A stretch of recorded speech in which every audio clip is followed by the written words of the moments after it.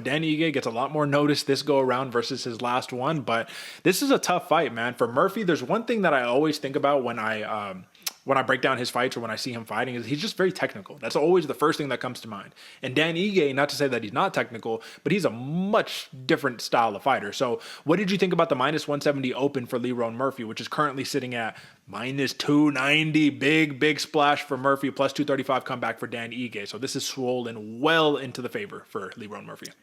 Yeah, I mean, recency bias, I think, is playing a lot into this one. And don't get me wrong, I do think the advantage goes to Lerone Murphy on this one. But with the way Dan Ige has been performing lately, taking the short notice replacement in his last fight, like there's a lot of things that people are looking at on paper that don't necessarily transfer over to how Ige fights. I do think that in the pressure and in the style of fight that Ige has, this is a really good matchup for him. He just needs to be able to find a way to nullify that distance, nullify that speed or that size, and be able to actually get this fight to where he needs to and do some damage on the inside.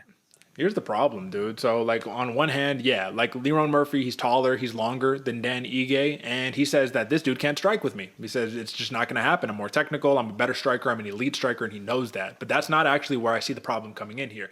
The problem that I see here is that Lerone Murphy will trick you. He will tell you that he is this striker, that he's just going to be technical and tit for tat, and then he'll shoot the double on you. Then he'll get the takedown. Because if you're looking at it, this dude has landed 5 significant strikes per minute in his fight. So he's a high volume fighter, but he also is landing a significant amount of takedowns at the same time. And Dan Ige, the only problem I have with him is he wants to land the big shot. But what's the thing that's going to stop you from landing the big shot? The threat of the takedown. He's been taken down 21 times in his last 10 fights, and he's 4-6 in that span. So given that you have a dude who has the best of both worlds here, I just think that this is Lerone Murphy's fight to lose. If you get caught, of course, anything can happen. He's a tricky guy, very technical, minus 150 decision prop. I'm not even mad at that, AJ, to be frank with you, but it's still not a price that I'm willing to pay.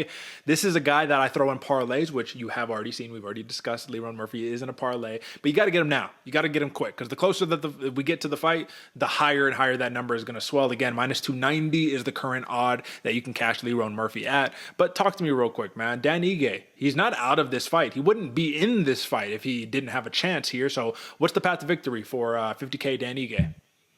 Ooh, man, if you're going to win this fight as Dan Ige, you got to stay safe at distance, right? That's where Murphy has his biggest advantages when he's hit there. And yeah, stay off the cage too, because Lerone Murphy has great takedowns on the cage.